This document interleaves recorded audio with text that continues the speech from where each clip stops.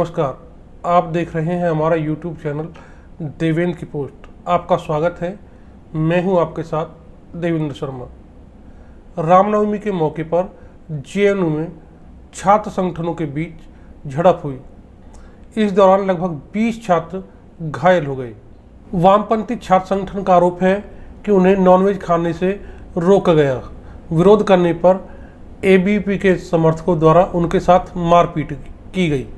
वहीं एबीवीपी छात्र संगठन का कहना है कि रामनवमी के मौके पर उनके द्वारा कावेरी हॉस्टल में हवन पूजन किया जा रहा था। इस बात का वामपंथी छात्र संगठनों के द्वारा विरोध किया गया। इसी दौरान उनके द्वारा हिंसा भी की गई। वहीं जेएनयू के अधिकारियों का कहना है कि यह विवाद उस समय पैदा हुआ जब कावेरी हॉस्टल में कुछ छात्र रामनवमी के मौके पर हवन पूजन कर रहे थे।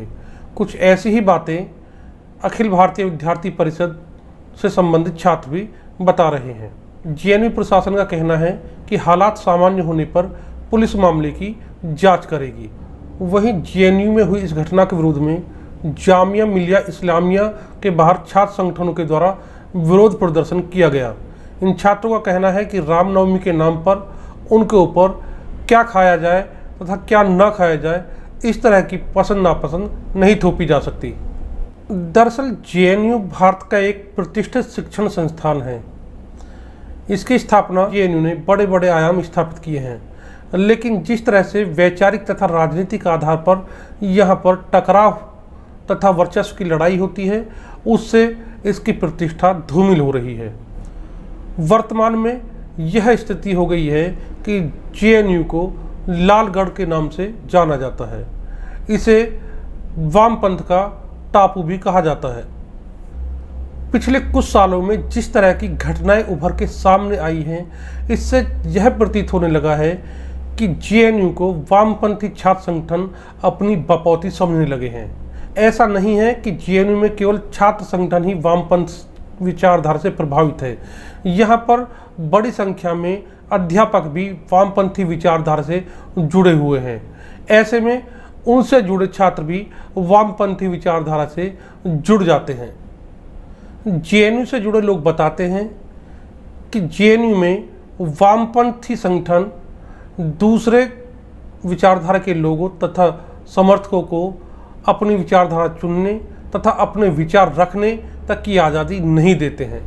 राष्ट्रवादी विचारधारा के लोगों का यहाँ मजाक उड़ाया जाता है, उन्हें अलगाव में डाल दिया जाता है, उन्हें दोयम दर्जे का व्यक्ति समझा जाता है। इसके अतिरिक्त उनके साथ भेदभावपूर्ण व्यवहार किया जाता है। जानकार यह भी कहते हैं कि जेएनयू में आने वाले हर छात्र वामपंथी विचारधारा से प्रभावित नहीं होता है। उनका कहना है कि कई बार शिक्षक वामपंथी विचारधारा से प्रभावित होते हैं, जिनके संपर्क में आने से छात्र भी वामपंथी विचारधारा से जुड़ते चले जाते हैं। इतना ही नहीं, यहाँ पर प्रश्न पत्रों का मूल्यांकन आंतरिक होता है। ऐसे में यह व्यवस्था अध्यापकों के हाथ में होती है। ऐसे में छात्रों को अच्छे अंक प्राप्त करने के लिए अध्यापकों की कृपा पात्र होना पड़ता है। जो छात्र राष्ट्रवादी विचारधारा से प्रभावित हैं और वह वामपंथ को पसंद नहीं करते हैं, यदि उन्हें परीक्षा में अच्छे अंक प्राप्त करने हैं तो उन्हें भी अध्यापकों को लाल सलाम कहना पड़ता है, भले ही यह उन्हें मजबूरी में करना पड़े। जेएनयू में हिंसक तथा अराजक घटनाओं का एक लंबा इतिहास रहा है, जो प्रत्यक्ष या अप्रत्यक्ष रूप से वामपंथ तथा वामपंथी संगठनों से जुड़ा रहा है। कुछ लोग इन वामपंथी संगठनों के द्वारा की जाने वाली हिंसा और अराजकता को जस्टिफाई करने के लिए तर्क रखते हैं कि जब से केंद्र में नरेंद्र मोदी की सरकार आई है, तब से जेएनयू के अंदर वामपंथी छात्रों को निशाना बनाया जा रहा है। वामपंथी झूठ को सही साबित करने तथा प्रोपेगेंडा प्रस्तुत करने में माहिर हैं। ऐसे में इन लोगों के द्वारा कही गई यह बात भी एक प्रोपेगेंडा से अधिक कुछ नहीं है। 1983 में जेएनयू कैंपस के अंदर वामपंथी राजनीति इतनी हिंसक और बेकाबू हो गई कि विश्वविद्यालय को लंबे समय तक बंद करना पड़ा। सरकार को विश्वविद्यालय को बंद करने के आदेश देने पड़े।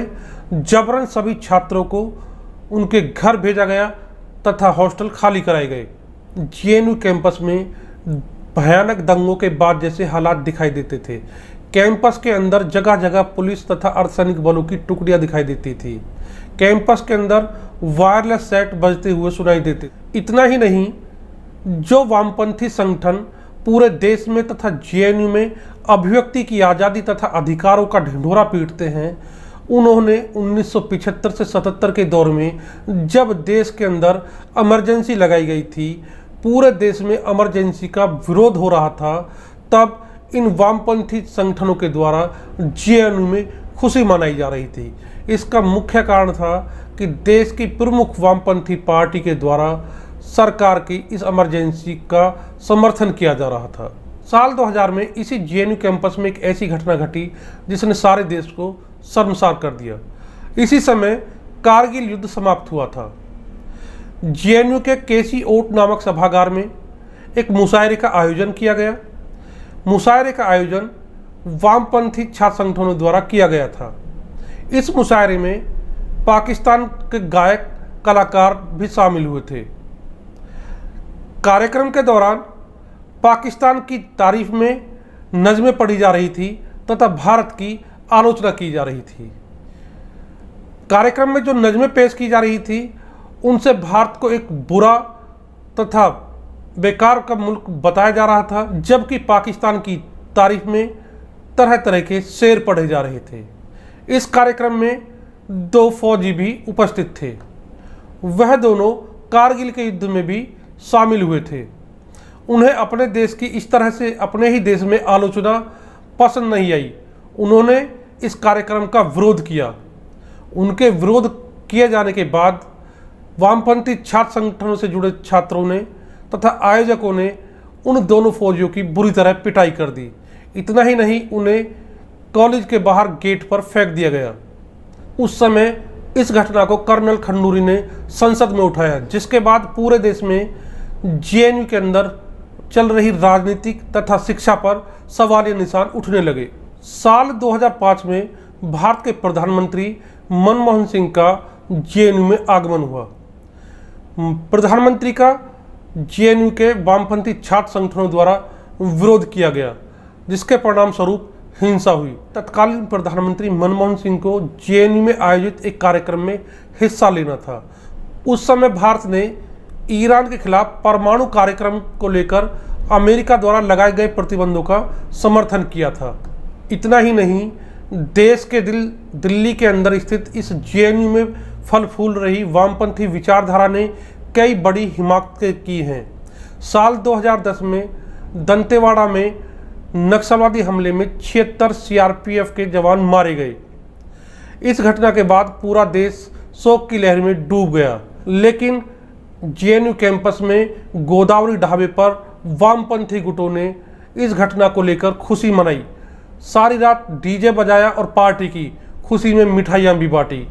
इतना सब कुछ होने के बावजूद भी यदि इन वामपंथियों को देश विरोधी गतिविधियों में संलिप्त होने की बात कही जाए तो इनके समर्थन में देश के सो कॉल्ड बुद्धिजीवी इस तरह उतर आते हैं और शोर मचाते हैं जैसे मानो जेएनयू में इस विचारधारा के पोषितों के ऊपर बहुत बड़ा अत्याचार किया जा रहा है। सरकार इन्हें टॉर्चर कर रही है। साल 2013 में इन वामपंथी गुटों के द्वारा जेएनयू कैंपस में एक अजीब तरह का आयोजन किया। इन्होंने महिषासुर पूजन का आयोजन किया। जेएनयू कैंपस में पर्चे बांटे गए। इतना ही नहीं, हिंदुओं की आराध्य माता दुर्गा के खिलाफ बदनाम तथा अकल्पनीय शब्दों का प्रयोग किया गया। इस घटना के बाद हिंदू तथा सिख छात्र नाराज हो गए। उन्होंने इसका विरोध किया। विरोध करने के बाद वामपंथी संगठनों से जुड़े छात्रों ने इनकी जमकर पिटाई की। जेएनयू के वामपंथी संगठन जो अभिव्यक्ति की आज़ादी के लिए शोर मचाते हैं, कभी कभी इनकी अभिव्यक्ति की आज़ादी देश की एकता और अखंडता पर भारी प्रहार करती हुई दिखाई देती है। साल 2016 में जेएनयू कैंपस में इन्हीं छात्र संगठनों के द्वारा अफजल गुरु की फांसी की बरसी मनाई गई। इसी दौरान भारत के टुकड़े होने और भारतीय संविधान को अस्वीकार करने के जैसे नारे भी लगाए गए। इतना ही नहीं, धारा 370 हटाए जाने, तथा पड़ोसी मुल्कों में पीड़ित शरणार्थियों को भारत की नागरिकता देने के संबंध में सीए बिल लाया गया। उस दौरान जेएनयू के अंदर बड़ी संख्या में उत्पात मचाया गया। भले ही इन्होंने इसके लिए कुछ अलग अलग तरीके के तर्क पेश किए। समय समय पर जेएनयू के इन्हीं वामपंथी संगठनों के देश के अंदर मौजूद माओवादियों, नक्सलवादियों तथा देश के दुश्मनों और अलगाववादियों से भी संपर्क सामने आते रहे हैं। अब सवाल उठता है, जब दिल्ली स्थित जेएनयू विश्वविद्यालय में वामपंथ इतना मजबूत है कि विश्वविद्यालय की स्थापना से लेकर अभी तक जेएनयू में वामपंथ का ही परचम लहराता है, उसे कोई चुनौती देने की स्थिति में भी दिखाई नहीं देता, तो फिर ऐसी स्थिति में वामपंथी संगठन जरा से भी बदलाव को देखकर या छोटी छोटी बातों को आधार बनाकर इस तरह उग्र या हिंसक व्यवहार क्यों करते हैं? दरअसल इसके पीछे देश के वामपंथियों का एक डर भी छुपा हुआ है। देश की आज़ादी के बाद हुए चुनाव में वामपंथी पार्टी देश की दूसरी सबसे बड़ी पार्टी बनकर उभरी थी। केरल में वामपंथी पार्टी ने अपनी सरकार भी बनाई थी। यह पहला मौका था जब दुनिया में कहीं पर भी किसी वामपंथी पार्टी के द्वारा चुनाव में जीतकर सरकार बनाई गई हो। इसके बाद धीरे धीरे वामपंथ का परचम त्रिपुरा और पश्चिम बंगाल में भी फहराने लगा। पश्चिम बंगाल में लगभग 3 दशक से भी अधिक समय तक वामपंथ का कब्जा रहा, लेकिन वक्त के साथ बदलाव को स्वीकार न करने तथा इनकी हिंसक गतिविधियों के कारण देश की जनता धीरे धीरे इन्हें नज़रअंदाज करने लगी। इसका प्रभाव यह पड़ा कि देश में इनका बढ़ता प्रभाव रुक गया और धीरे धीरे इनके विस्तार में कमी आने लगी। स्थिति यह आ गई कि त्रिपुरा में वामपंथ का किला ढह गया, पश्चिम बंगाल में भी वामपंथियों के हाथ से सत्ता चली गई। इतना ही नहीं, अब पश्चिम बंगाल में इनका राजनीतिक संगठन भी बहुत लचर स्थिति में दिखाई देता है। निकट भविष्य में पश्चिम बंगाल में वामपंथ की वापसी की संभावनाएं दिखाई नहीं देती हैं। ऐसे में जेएनयू से संबंधित हर बदलाव को वामपंथी तथा वामपंथी छात्र संगठन शंका भरी नजरों से देखते हैं। ऐसे में देश में हार चुके वामपंथी जेएनयू को कब्जाए रखना चाहते हैं। उन्हें डर लगता है कहीं इस बदलाव के सहारे जेएनयू उनके हाथ से न छिन जाए। जेएनयू को कब्जाए रखने के पीछे वामपंथियों की एक और सोच है।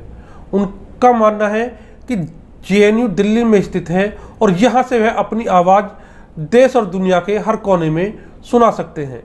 जेएनयू विश्वविद्यालय में पनप रही वामपंथी विचारधारा से संबंधित छात्र संगठन तथा देश के अन्य वामपंथी दल जेएनयू में होने वाली हिंसक तथा अराजक घटनाओं को तर्क संगत ठहराने के लिए कोई भी तर्क पेश करें, लेकिन इतना तो तय है कि जेएनयू में फल फूल रही यह विचारधारा भारत के संविधान, भारत की आस्था, भारत की एकता और अखंडता तथा संस्कृति को सिरे से खारिज करती है और इसके लिए इनके द्वारा जेएनयू को एक प्लेटफॉर्म की तरह इस्तेमाल किया जा रहा है। जाने अनजाने में इनके समर्थन में सत्ता विरोधी दल भी खड़े हुए दिखाई देते हैं। साथियों, यदि आपको हमारा वीडियो अच्छा लगा हो तो हमारे YouTube चैनल को अवश्य सब्सक्राइब करें। आपको वीडियो कैसा लगा इस बारे में हमें कमेंट बॉक्स में लिखकर अवश्य बताएं। धन्यवाद।